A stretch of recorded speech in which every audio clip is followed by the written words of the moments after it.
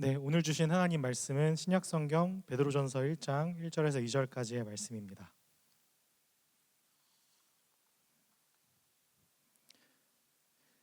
신약성경 베드로전서 1장 1절에서 2절까지의 말씀입니다.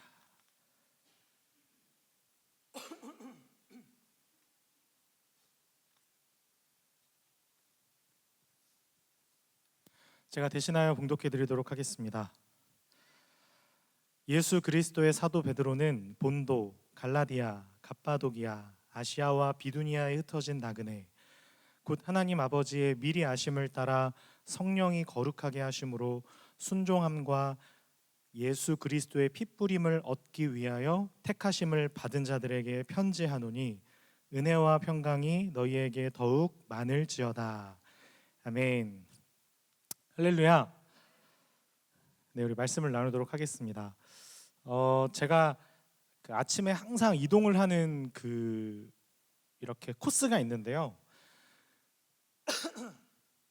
아침에 이동을 하는데 항상 지나다니는 길목에 빵집이 하나 있습니다. 그래서 보통은 제가 빵집을 안 가다가 아침을 조금 이렇게 거르거나 오늘은 빵을 하나 먹어야 되겠다 그런 생각이 들 때는 어김없이 그 빵집을 한번 들리는데 그때마다 또 폐지를 주우시는 그 할아버지 한 분이 그 길목에 항상 리어카를 이렇게 멈춰두시고 이렇게 쉬시거든요. 그 길목에서 잠깐 쉬시나 봐요. 제가 이번 주에도 아침을 한번 먹지 못해서 얼른 이제 빵집에 들려서 제가 그냥 바로 앞에 있는 그 동선을 줄여야 되기 때문에 바로 앞에 있는 그 샌드위치를 하나 이제 사서 가려고 하는데 그날따라 그 할아버지께서 입구에서 저를 뚫어져라 이렇게 보시더라고요. 저도 그냥 지나가면 되는데 제가 이렇게 여쭈었네요. 할아버지 아침 드셨어요? 이렇게 안 드셨대요. 그래서 제가 빵집으로 모셨습니다. 저도 샌드위치를 하나 사고 그 샌드위치를 사서 얼른 할아버지를 드리려고 하는데 할아버지가 이미 빵 고르시고 계시더라고요. 그것도 이제 제가 사드리려던 샌드위치를 한 3개 정도 더 사야 가격이 맞는 롤케이크를 이렇게 고르고 계시더라고요. 좀 많이 서운했습니다. 속으로 아니 이건 좀 생각할 시간이 없었어요. 아무튼 사실 제가 그날따라 컨디션이 조금 별로였거든요. 제가 원래 되게 좀 그래도 성품이 이제 조금 착해지고 있어서 사실 제가 잘 섬기고 이런 거 좀 그래도 좀 좋아하는데 그날따라는 이제 좀 급하기도 하고 컨디션이 좀 안 좋았고 좀 피곤하고 그랬는지 아무튼 좀 그랬어요. 약간 당황했습니다. 근데 어찌 됐든 결제를 다 하고 이제 빵집을 나오는데 할아버지께서 저에게 이렇게 말씀을 하시는 거예요. 미안합니다. 제가 이하 잇몸이 많이 안 좋아서 질기거나 딱딱한 거를 잘 못 먹어요. 이 롤케이크 제가 감사히 잘 먹겠습니다. 이렇게 말씀을 하시더라고요. 그 순간에 저는 알았습니다. 그리고 그 하루 동안 깨닫는 것들이 있었는데 진정 가난한 사람은 그 할아버지가 아니라 저였다는 것을 알게 되었습니다. 여러분, 가진 사람들은 자신이 가지고 있는 그 기본적인 권리와 특권에 대해 잘 모르고 삽니다.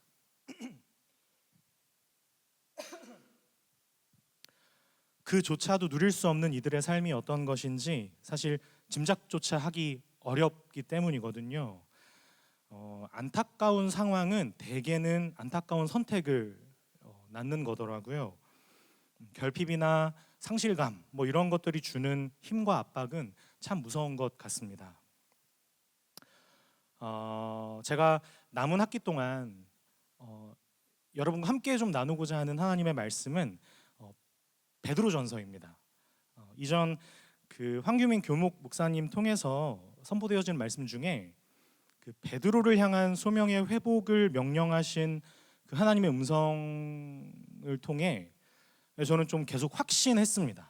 하나님께서 정말 우리를 사랑하시는데 저 베드로를 향해, 저 베드로 안에 담아내신 하나님의 그 사랑, 그 영광을 좀 함께 묵상해 봐야 되겠다.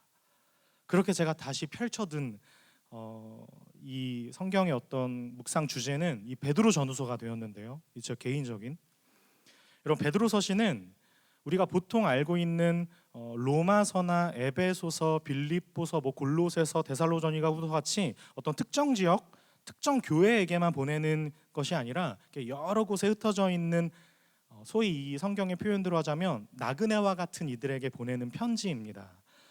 여기에 흩어진 나그네들이라는 표현이 있는데 이 흩어진 나그네들이라는 것은 먼저는 원래 유대인들로서 자신들의 땅이었던 이스라엘에서 떠나 다른 나라에 흩어져 사는 사람들을 뜻하는데요. 넓게 보면 이방인 중에서도 예수 그리스도를 믿고 이제 기독교인이 된 사람들까지 사실 이 나그네의 범주에 속합니다. 여러분, 나그네라는 말을 사실 저희가 많이 쓰지 않죠. 이 나그네라는 사전적인 의미는 자기 고향을 떠나 다른 곳에 임시로 머무르고 있거나 여행 중에 있는 사람을 뜻합니다. 그럼 여러분, 베드로는 왜 지금 자신과 우리를 이 나그네라고 표현했을까요? 1차적으로는 당시 유대인들이 이 보통 외국에 나가 살 때 그 나라 시민권을 얻지 못했습니다. 로마 통치 아래 있으면서 자신들이 이주해서 살고 있는 곳에서 시민권을 얻지 못한다는 건 여러분 곧 법적인 보호를 받지 못한다는 뜻이거든요. 그래서 그 유명한 셰익스피어의 베니스의 상인 뭐 이런 작품들을 보면 그 주인공 샤일록이 그토록 돈에 집착하는 유대인들이 굉장히 돈에 집착하는 사람들로 묘사되는 이유가 그들이 의지할 것은 그것밖에 없었기 때문에 그렇습니다. 그래야 자기가 몸담고 있는 사회 속에서 자기의 지위, 밥그릇을 확보할 수 있기 때문이죠.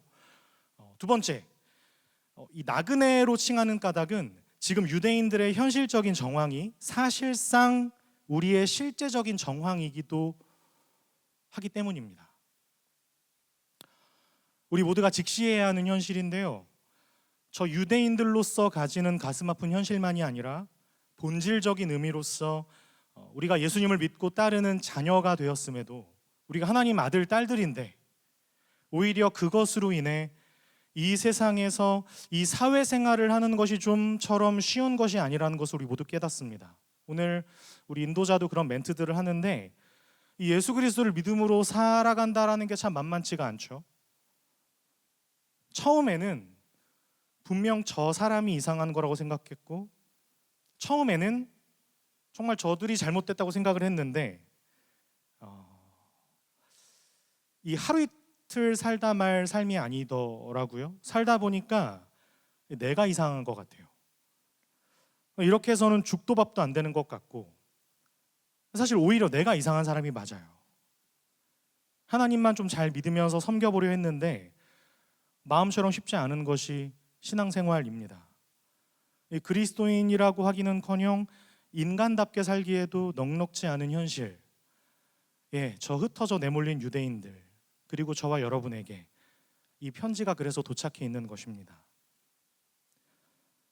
천년만년 사는 것도 아닌데 좀 정착해서 잘 좀 살아보려고 했더니 그럴 수가 없다는 거예요. 나그네와 같이 이 세상의 것만으로는 살아갈 수 없게 된 저와 여러분, 그런 우리에게 저 사도는 이렇게 이야기합니다. 우리의 보호자는 여기서 찾을 수 없다고. 여기가 아니라 저분이라고. 오늘도 어렵게 한 발을 떼어 이 자리까지 온 모든 백성들에게 보내는 편지가 바로 이 베드로전서입니다. 그들이 가졌을, 그리고 오늘 우리가 가지고 있는 이 모든 불안과 두려움, 외로움들을 신앙적으로 위로하기 위한 편지입니다. 그리스도인으로 살아간다는 것, 그리스도인으로 산다는 것은 무엇을 의미하는 것인지 그것을 깨우치고 위로하기 위한 오늘날의 DM입니다. 그러나 이 위로는 전혀 값싸지 않습니다. 말만 그럴듯하게 희망 회로를 심어주지 않습니다. 도리어 하나님의 자녀들은 이 세상 가운데 모두 나그네와 같이 살 수밖에 없답니다. 세상의 숱한 유혹과 핍박과 그리고 이해하기 어려운 적대감, 비슷한 견제, 비아냥거림이 있답니다. 그러나 그 모든 현실로부터 우리가 가지고 담아내는 신앙 고백이 왜, 어떻게, 얼마나 복된 것이며 소중하고 귀한 것인지를 다시 한번 보랍니다. 그리고 그것은 우리의 전부를 걸고 지켜내야 할 가장 영광스럽고 보배로운 것이라는 타협 없는 선언이자 격려를 사도는 자신의 모든 것을 깨트려 우리에게 전합니다. 우리의 인생이 때로 너무 막연하게 흘러가는 것처럼 보이지만 우리가 어디로 인도함을 받고 있는지를 이 베드로가 가르쳐 줍니다. 물론 그 과정, 그리스도인으로서의 여정, 우리가 이 오늘 순례의 길 가는 이런 고백도 했는데요. 이 순례의 여정 가운데 서 있다면 응당 고난은 필연적일 수밖에 없지만 고린도서에 기록된 대로 우리가 잠시 받는 환난은 영원한 영광을 이루는 과정임을 아는 자리로 베드로서가 저와 여러분들을 인도할 것입니다. 그리스도인으로서의 영광과 명예가 어떤 것인지, 단순히 그냥 그렇게 살아야 한다 이런 책임의 가치를 넘어서는 존재된 특권이 어떤 것인지를 이 베드로서는 직진하며 우리에게 말씀합니다. 여러분, 한국교회는 엄청난 부흥기를 경험했습니다. 물론 오늘 또 그런 찬양을 또 했어요. 여러분, 교회의 부흥, 우리의 부흥은 계속되어야 하며 계속되고 있습니다. 할렐루야. 근데 그러나 분명 이전 한국의 교회가 세워지게 되는 형성기에는 수치로 환산하기가 어려울 만큼 기하급수적인 확장이 일어났던 때가 있었습니다. 그렇게 사회 각계층, 각계가층의 많은 비율로 이 그리스도인들, 크리스찬들이 그 리더십과 역할을 감당했었습니다. 그래서 여러분 믿으실진 모르겠지만 목회자 그리고 교회 다니는 사람을 조금 특별하게 호의적으로 바라보던 때가 정말 그런 시절이 있었습니다. 그런데 이제는 모든 것이 많은 의미에서 변했습니다.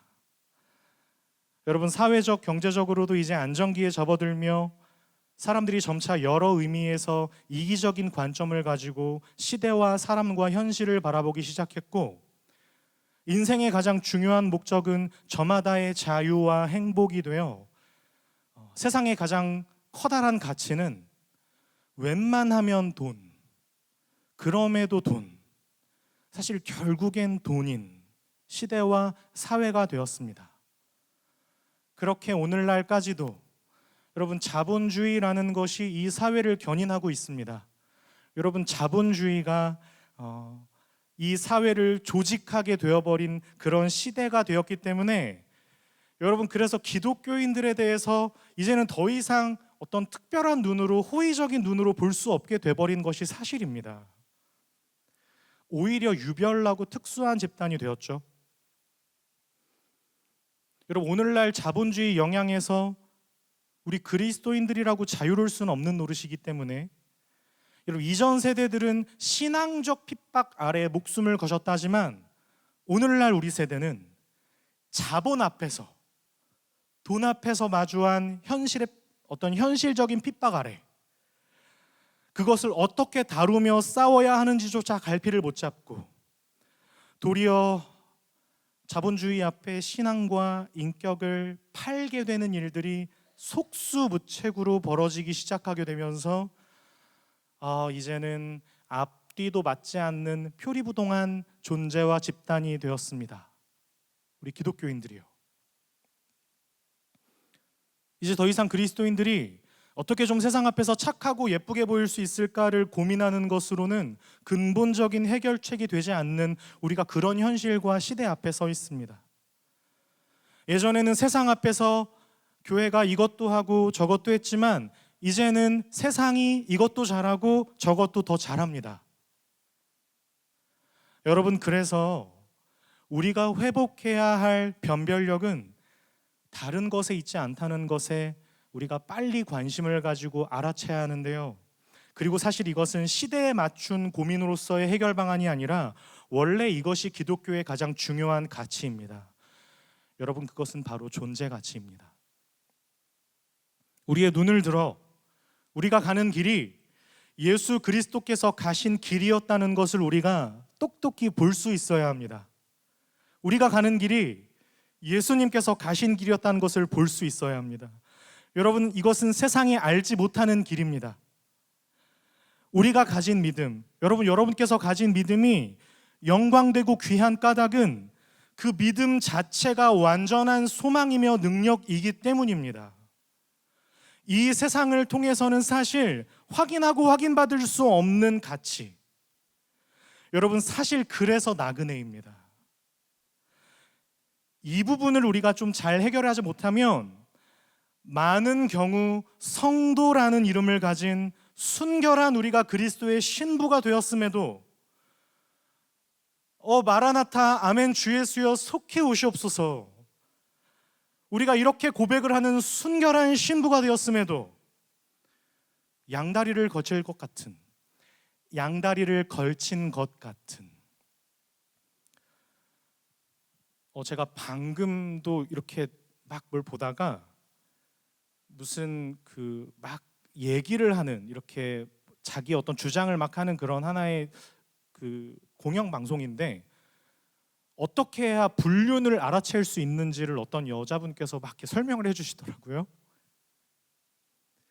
그 얘기를 이렇게 듣는 내내 되게 속상하고 기분도 안 좋고 괜히 봤다, 내 아까운 10분을 버렸다, 이런 생각이 막 들었어요. 어떻게 해야지 바람을 피는지, 내 남자친구, 내 부인, 내 아내, 내 남편이 어떻게 해야지 저 사람이 불륜을 하고 바람을 피고 있는지를 잘 알아챌 수 있을지를 막 가르쳐 주더라고요. 사람들이 거기에 굉장히 집중하고 공감하고 막 위로를 받고 막 깨닫더라고요.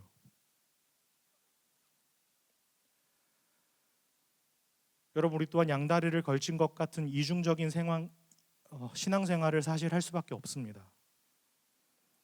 저는 이것이 오늘날의 교회, 특별히 청년 세대가 마주하고 있는 가장 커다란 문제라고 생각을 합니다.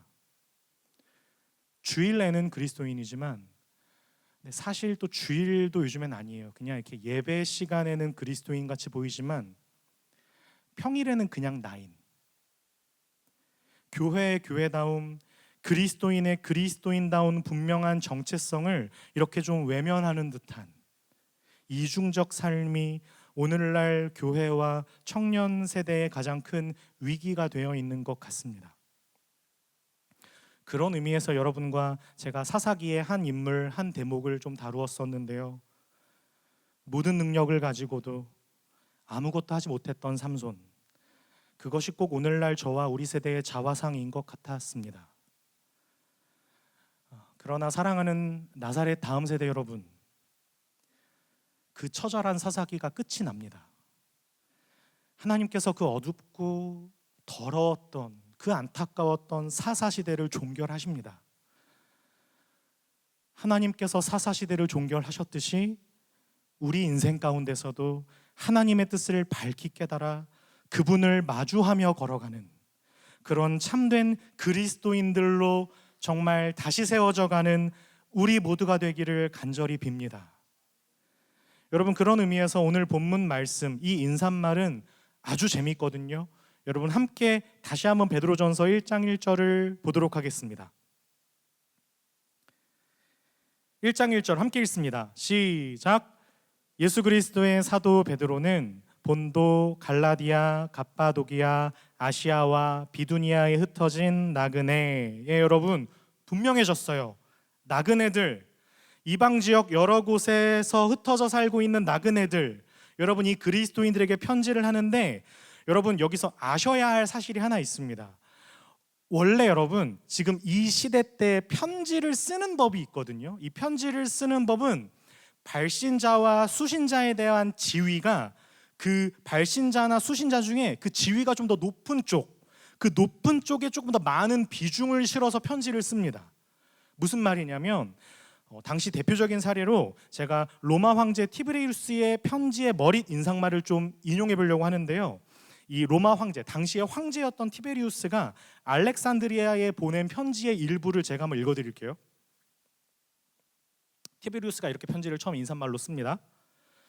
최고 신관, 호민관의 권세의 보유자, 집정관으로 지명받은 자인 황제 티베리우스, 클라우디스, 케사르, 아우구스티스, 게르마니쿠스, 이렇게 다 이름이에요. 자기 이름이에요. 알렉산드리아의 도시에 문안하노라. 보내는 사람은 지금 황제고 받는 사람들은 그 다 밑에 백성들이거든요. 여러분 앞에가 겁나 요란하죠. 좋은 이름은 다 갖다 썼어요. 이게 다 같은 자기 이름이에요. 여러분 그런 의미로 우리가 바울 서신을 한번 찾아볼까요? 우리 로마서 1장입니다. 우리 한번 여기 베드로전서 1장 이렇게 책갈피 꽂아주시고 로마서 1장으로 한번 넘어와 주시면 감사하겠습니다.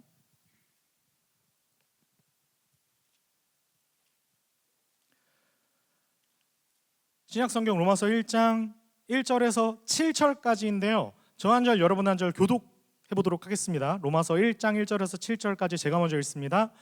예수 그리스도의 종 바울은 사도로 부르심을 받아 하나님의 복음을 위하여 택정함을 입었으니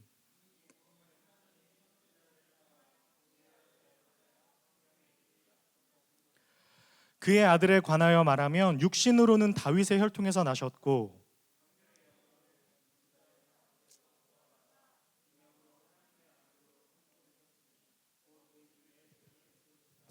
그로 말미암아 우리가 은혜와 사도의 직분을 받아 그의 이름을 위하여 모든 이방인 중에서 믿어 순종하게 하나니 함께 읽습니다. 로마에서 하나님의 사랑하심을 받고 성도로 부르심을 받은 모든 자에게 하나님 우리 아버지와 주 예수 그리스도로부터 은혜와 평강이 있기를 원하노라. 아멘. 여러분 로마서 1장입니다. 지금 보시면 사실 6절, 7절, 사실 7절만 수신자예요. 1절부터 6절까지가 다 뭐냐면요. 바울 자신의 사도직에 대한 설명을 하고 있어요. 지금 자기가 복음의 사도라는 건 1절부터 6절까지 설명해요. 그리고 사실 7절 한 구절만 이 수신자입니다. 그런데 오늘 우리가 읽은 베드로전서는 또 달라요. 다시 한번 베드로전서 1장으로 이렇게 넘어와 주시겠습니까? 우리 1장 1절 딱 제가 그만할 때까지만 읽어볼게요. 함께 읽습니다. 시작. 예수 그리스도의 사도 베드로는 여기까지입니다. 여러분 이게 끝이에요. 그리고 2절이 이 수신자에 대한 설명이거든요. 우리 1장 2절 함께 읽어볼까요? 시작. 곧 하나님 아버지의 미리 하심을 따라 성령이 거룩하게 하심으로 순종함과 예수 그리스도의 핏부림을 얻기 위하여 택하심을 받은 자들에게 편지하노니 은혜와 평강이 너희에게 더욱 많을지어다. 아멘.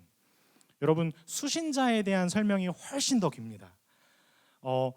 우리가 보통 많은 오해 속에 있는 것 중 하나가 이 목회자, 이 하나님의 종이 된다는 것에 대한 좀 오해인데요. 여러 가지로 설명할 수 있어요. 여러분 목회자, 하나님의 종이 된다는 것은 하나님의 말씀을 전하고 하나님의 뜻을 전하고 하나님의 은혜와 복주심에 대한 것을 수종드는 사람들입니다. 그래서 여러분 목회자, 사역자들이 귀하다는 건 여러분 누구나 다 아시죠? 그런데 여기 지금 베드로서 식으로 이야기를 해본다면 그 종이 물론 하나님의 종은 목회자만을 뜻하지 않고 예수를 그리스도로 고백하는 모든 자들을 뜻하지만 그럼에도 이제 어떤 의미적인 표현으로 하나님의 종이 세워지는 까닭은 그 종을 보내어 하나님이 직접 만나시고 복을 베푸시려는 그 자들 때문에 그 종이 세워지는 거라는 거예요. 더 쉽게 얘기하면 여러분 때문에 저를 세우시는 거고요. 여러분 때문에 교목 목사님을 세우시는 것입니다. 여러분 교목 목사님께 훌륭한 면이 있다면 그건 여러분 때문이라는 거예요. 여러분을 향해 하나님께서 베푸시려는 복, 상황과 조건과는 관계없이 그 자리에 하나님의 선하신 일하심과 계획들이 펼쳐질 수 있도록 그 한 사람 목회자의 귀한 성품과 능력과 자질과 존재의 가치가 빛을 발하는 거예요. 여러분을 향해 그 은혜와 사랑과 하나님이 얼마나 진실하신 분인지, 하나님의 진심이 얼마나 뜨거운 것인지를 증거하는 증거가 하나님의 종이란 뜻입니다. 여러분 저 같은 목회자들도 이 부름받는 사람들도 기본적으로 이런 고백을 하면서 삽니다. 하나님이 나를 세우셨을 때는 하나님께서 구원하시고 당신의 사랑으로 다시 세우기를 원하시는 영혼들이 있다. 이것을 저희 목회자들이 믿습니다.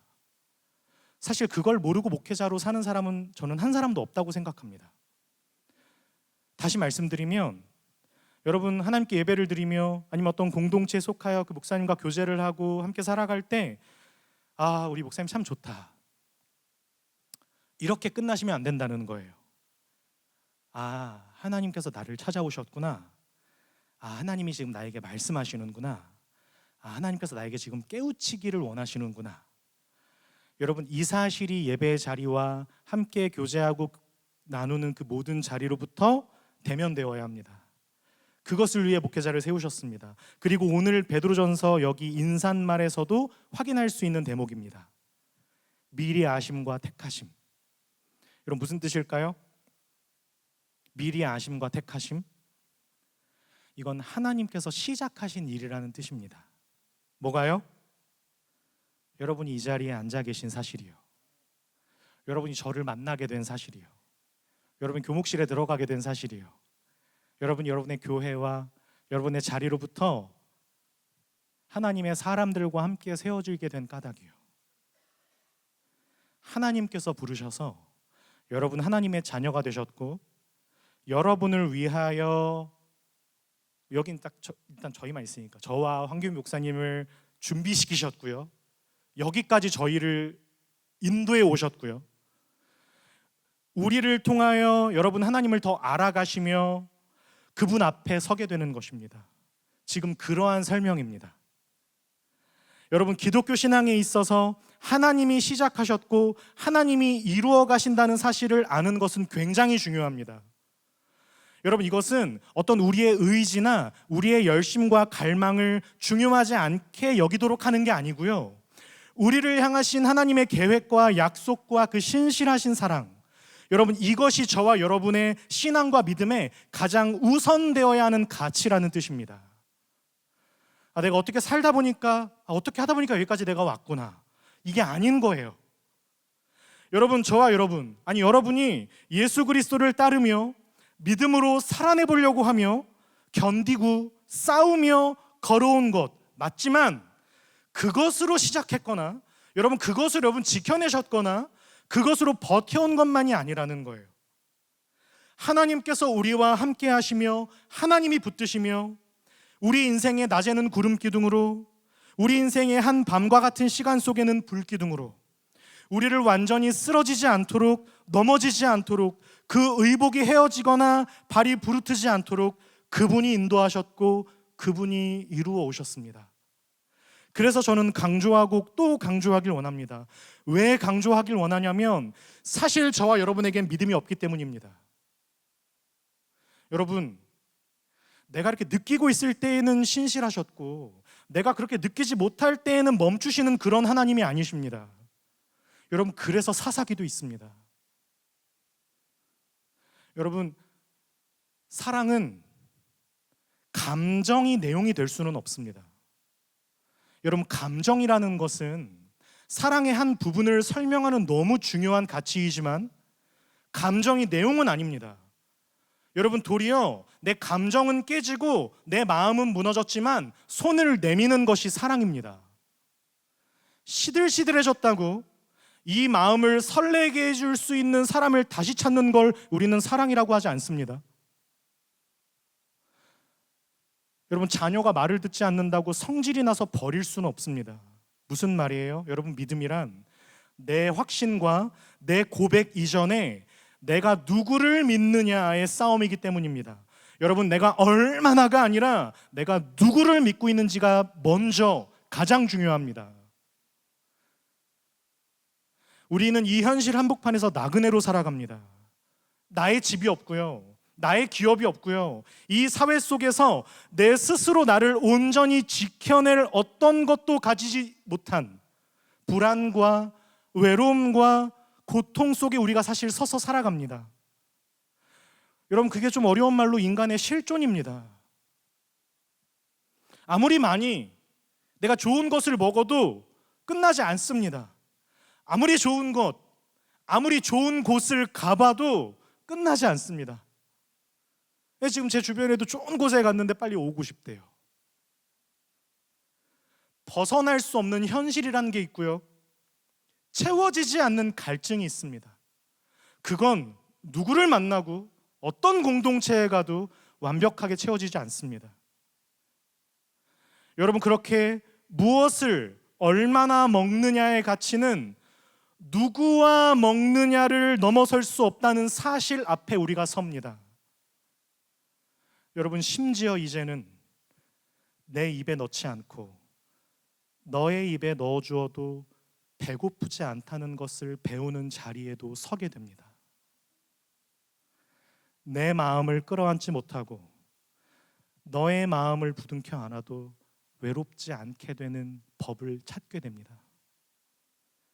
여러분, 이건 세상 아무에게서나 느낄 수 없습니다. 실례로 이것은 나의 부모를 통해, 나의 사람을 통해 확인하게 되는 사실입니다. 그렇게 비로소 나도 불완전한 실존과 현실을 마주하는 한복판에서도 누군가의 입에 나의 것을 넣어주며 누군가의 품에 나의 너덜너덜한 마음을 내어줄 수 있게 되는 것입니다.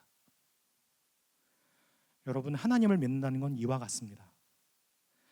이 세상의 권세가 정말 아무리 화려하고 아름답지 않은 게 아니잖아요. 이 세상의 권세가 얼마나 아름답고 먹음직스러울 만큼 탐스럽게 보인다 할지라도 그것을 손에 가진 옆집 여자와 내 아내를 바꿀 수는 없습니다. 옆집 아줌마와 나의 어미를 바꿀 수도 없듯이요, 이 세상의 어떤 가치와 권세 앞에서도 그것을 바꿀 수 없는, 비길 수 없는, 여기서만 두 손 들어 찬양하지 말고요, 여기서만 막 감정적으로 막 동요돼서 막 주와 같은 분 없다고 여기서만 고래고래 허공에 소리 지르지 말고요, 진짜 나를 쪽팔리게 하는 저 화려한 자리 속에서 저 손만 잡으면 내 이 시들시들한 마음이, 이 권태가 자유를 얻을 것만 같은 그 대상 앞에서도 도도하게, 감히 비교할 수 없으신 권세, 능력, 소망의 주인 우리 하나님을 우리가 믿는다면 반드시 그 자리를 살아낼 수 있다는 것입니다. 그리고 살아갈 수 있습니다. 어떻게요? 오늘 나에게 벌어진 이 외로움, 이 고통, 이 불안함들은 하나님의 부르심 가운데 서 있는, 그분과 함께 마주하고 있는 내 삶의 과정이기 때문에 그분의 손을 잡고 나는 가보겠다, 이 고백으로 허공에다 메아리치는 것이 아니라 진정 내 손을 들어 주님을 진실하게 예배할 수 있는 것 아니겠습니까? 여러분, 그래서 하나님을 아는 자리에 함께 서는 이 예배 시간을 온 마음 다해 드리시며 함께 하셔야 합니다. 온 세상의 주관자이시며 역사의 참 주인이신 하나님을 마주하며 하나님을 알아가며 그 하나님 앞에 서는 시간이 예배의 시간이기 때문입니다. 여러분, 우리 모두가, 여러분들 스스로 생각할 때 나는 참 여러모로 참 부족한 그리스도인이고 지난 한 주도 참 말씀대로 살지 못했어, 우리는 보통 이렇게 우리를 점검할 수 있겠지만, 여러분, 여기 인사말에도 보고 계시듯이 여러분은 하나님의 무한하신 사랑과 능력, 미리 하심과 택하심으로 그 사랑이 성실하시고 신실하시고 거짓없으신 그 하나님의 온 정성이 쏟아져 내리고 있는 그 대상들이시며, 하나님 당신의 하나밖에 없는 독생자 예수 그리스도를 십자가에 못 박으셔서, 사실 얼마나 잔인한 표현이에요. 핏부림으로, 뭐 이런 표현이 있어요. 피를 뿌려서 택하신 여러분, 그런 자녀들이십니다. 이 명백한 사실을 아는 것이 중요합니다. 여러분, 비로소 이 사실 앞에 여러분의 인격과 성품과 존재가 붙들려질 때, 붙들려 있다고 믿을 때 여러분의 자책이 소망을 가질 수 있게 되는 것입니다. 그 누구 때문이 아니라, 그 어디서 때문이 아니라 이 사실이 우리를 세우는 것입니다. 여러분이 명백한 진리 앞에 여러분의 자책과 비참함과 어리석음이 소망을 가질 수 있게 되기를 간절히 바랍니다. 여기에 붙들리셔야 합니다. 사도 바울의 인사말로 여러분을 격려하고 응원하고 싶습니다. 이 은혜와 평강이 나사렛 모든 예배자들에게 더욱 많기를 간절히 빕니다. 우리 시간에 함께 기도하기를 원합니다.